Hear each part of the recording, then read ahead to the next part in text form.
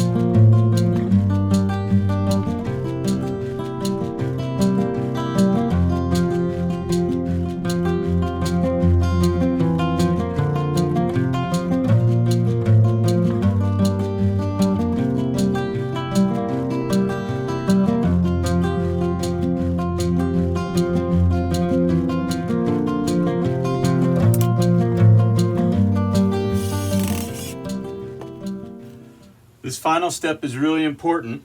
What we're going to do is take a piece of newspaper, the same depth as the 4x4, and we're going to take a small screwdriver and wrap that paper around that screwdriver just a little bit.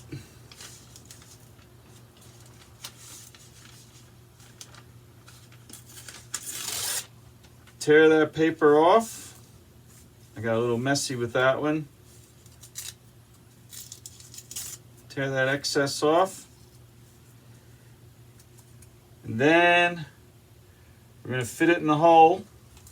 This is real important because this allows you to be able to clean the nest at the end of the season. It's very important because these nests can get different types of mites and fungus in there, and that will actually hurt the bees when your whole purpose of doing this was to help the bees. There will be a detailed description in the description box below of how to clean your bee house.